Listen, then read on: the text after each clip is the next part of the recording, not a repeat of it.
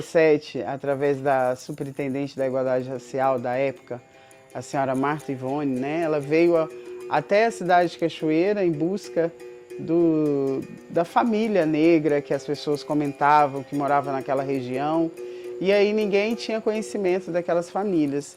E ela, como ela estava fazendo esse trabalho todo no estado de Goiás, ela veio em busca da minha família, do meu povo. Chegando lá, ela não nos encontrou e ela tinha um conhecimento aqui em Tumbiara, através de uma senhora também que sempre trabalhou com esse movimento negro, com as congadas. E essa senhora foi e falou, essa história que você está me contando é a história da família da Núbia. E até então ela pegou essa senhora e levou na casa dos meus pais.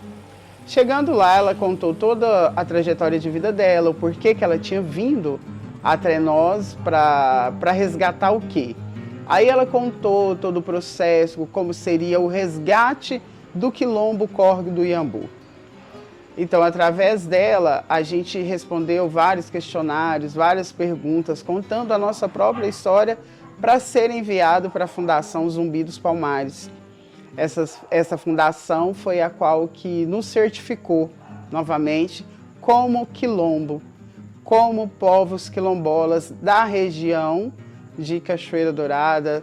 E aí, quando foi aprofundando na história, descobriu que nós éramos aqueles moradores que moravam próximo ao córrego do Iambu.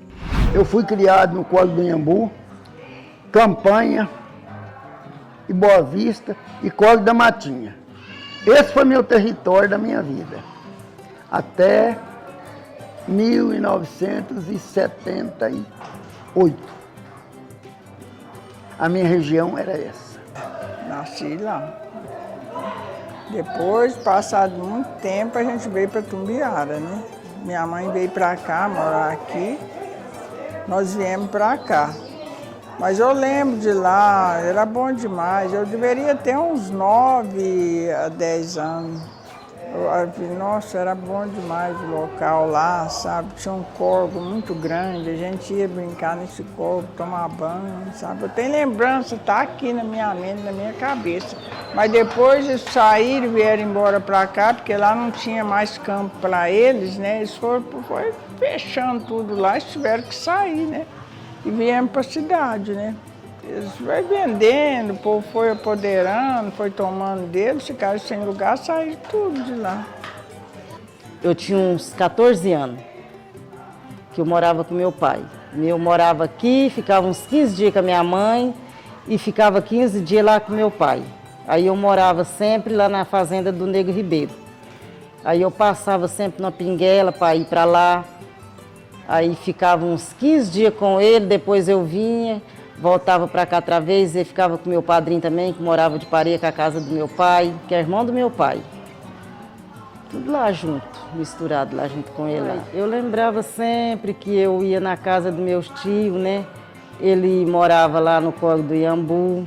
Aí lá tinha meus parentes que eram mais antigos, que eu não sei o nome deles todo, né? Mas graças a Deus eu fiquei muito tempo lá no Iambu. Andava muito lá, conheci muita coisa lá. Eu era uns 10 anos que eu tinha. Aí eu gostava muito de passar lá na fazenda do Fortunato também. Sempre tinha umas mangueiras de lado, aí eu sempre parava, apanhava umas mangas e ia sempre andando dentro do curral. E nós foi criado, meu pai e minha mãe, eu tinha 14 filhos.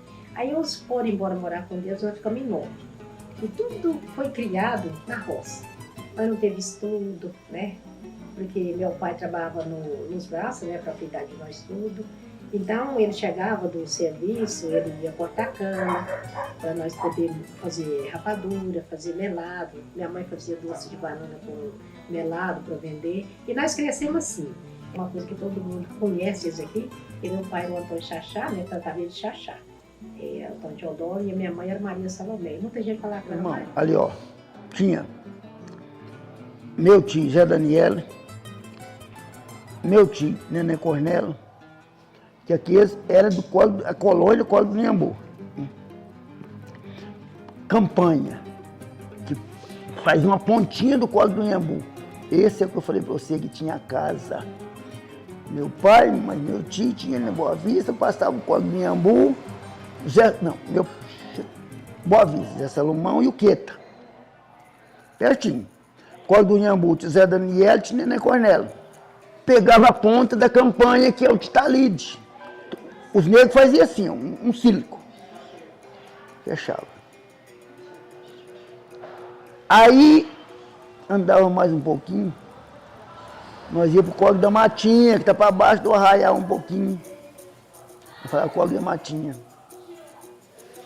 Tinha minha avó Astina, que era dona de suas terras também. Era. Meu nome é Silma Martins Franco, sou neta do seu Talídio e da Albionisa, que são pioneiros, né, dessa grande caminhada. Minha mãe, né, que eu não poderia deixar de falar nela, que é a Eunice, a famosa Bebé, veio, né, alguns descendentes meus da campanha, onde pude vivenciar alguns momentos com eles. Aí nós fomos para lá cuidar da minha mãe. E aí, depois de um ano de nós lá, ele foi com a mãe dele também, para cuidar da mãe dele. Aí eu fui cuidar da minha mãe e ele foi cuidar da mãe dele. E lá nós dois conheceu. Nós casamos, aí nasceu o Edson. Aí o Edson nasceu, aí o Queta. Que neguinho maravilhoso na minha vida, que foi tudo na minha vida. E ele fez tudo por mim e pelo João Batista. Muito mesmo. Nós passamos muito aperto. Mas eu era assim, graças a Deus, toda a vida eu fui muito firme. Eu sempre pensava assim, nós vamos vencer. E aí o Queta falava assim, não, minha filha, a gente tem esses problemas para passar na vida, mas a gente passa, a gente vence. E nós vencemos. Foi a melhor época da minha vida, foi aquela. Eu tenho um sentimento assim de eu não ter convivido mais nem com meus avós antigos, né, que eu tinha muita vontade de conhecer. Eu só lembro do finado Joaquim e a Silica, que eu não saía de dentro da casa deles. Eles moravam lá. A gente lá tinha um pedaço de terra, né? Mas assim, todos que já passou comprando, o nosso nome está lá, do meus avós antigos, está lá na escritura. Você lembra? Do meu avô, tinha um que chamava Vitor, pai mesmo do meu pai. O que era nós? Mas, ó, meu pai tinha chão, meus tios tinham chão, a minha avó tinha chão. Então, aquele território ali que eu te falei, Boa Vista, Córrego do Inhambu, Campanha e Matinha, era aquela região que nós sempre circulava. Ali era nossa. E eu vivi ali e vi aquela região nossa, dos pretos. Que eu falei assim, colônia dos pretos. Acabar. Minha mãe tinha muitos irmãos, né? Vivia tudo ali, morava tudo ali perto, ali, né? Era muito. Aí foram tudo vindo embora, né? Estruturando bem para a cidade. E aqui cada um foi tocar a sua vida, né? Foi pôr os filhos para estudar, né? Porque na roça naquela época não tinha as escolas, era tudo precário, muito difícil, né? Aí viemos para a cidade, porque eles viram que lá não tinha como eles manter os filhos deles, né? Queria que a gente viesse para um lugar que tivesse mais estrutura, né? Aí foi aonde a gente veio e estudou, né? Mudou o ritmo de vida. A meta que a gente tem, que a gente veio lutou para formar os filhos, porque igual minha filha aí, ó, ela está seguindo o caminho certo, né? Através do estudo, quem sabe um dia, né? A gente consegue, né? Resgatar alguma coisa, né? Que a gente perdeu.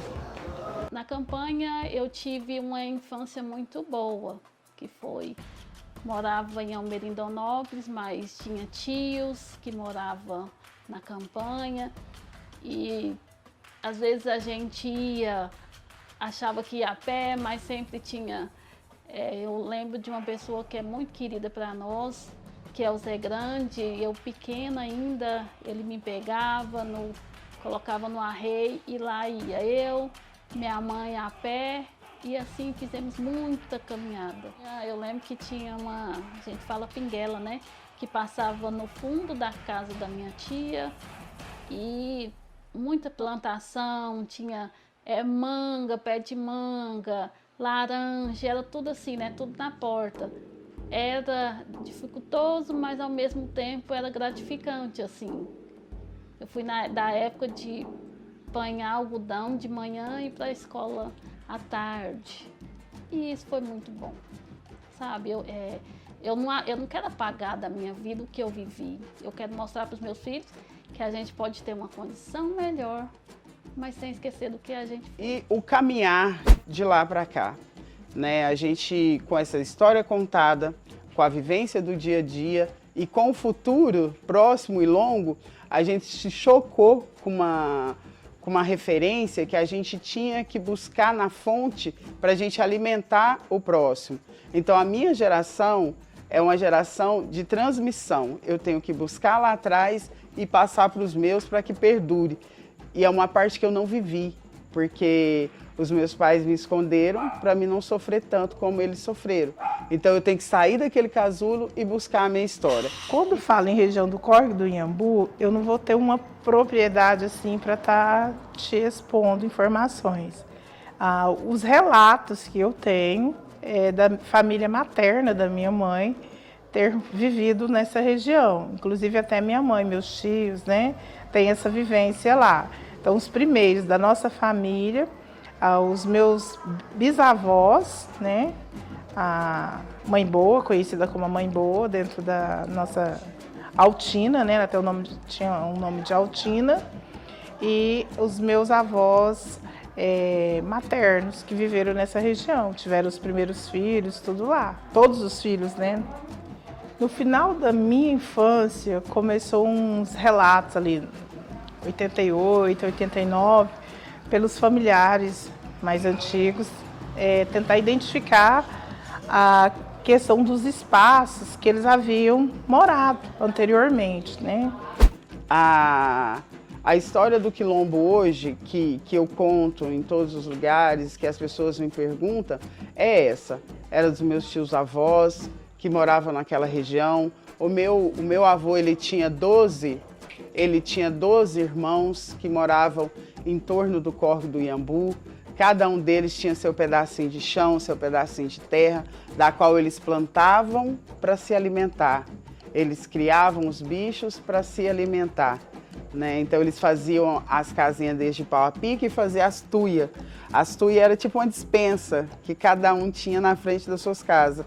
Ali eles plantavam arroz e dividiam para todos. Todos enchiam as tuias de arroz, todos enchiam as tuias de feijão, plantavam mandioca, criavam uma galinha, um porco naquela época. E aí, quando todo mundo estava abastecido, era só festa, forró, debaixo das tordas, comemorando a colheita, comemorando a saúde, louvando os seus santos padroeiros, que eles tinham, a fé deles era muito grande, a vontade de que todo mundo vivesse bem, em paz, era muito grande.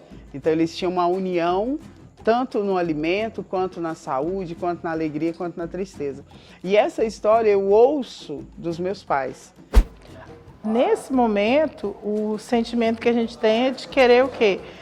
Repassar, né, valores e identificar realmente esse local para os meus filhos e posterior a isso. A partir do momento que você tem a sua própria identidade reconhecida, você tem noção da sua história, você tem como até questão de direito, até questão de estar se reconhecendo dentro da sociedade, né? Porque para eles, eu acredito que à medida que eles forem lá vivenciar, ter a noção de qual é o lugar do início dessa história, início, meio e fim, vai ser diferente do que no meu caso, que eu pego bem fragmentado. Eu queria, assim, que eles, até entrar nesse processo de adolescência ou fase adulta, que eles realmente tenham essa noção da história deles, de uma forma de se reconhecer, ter essa noção e justamente conseguir repassar em sociedade, né, a sua história.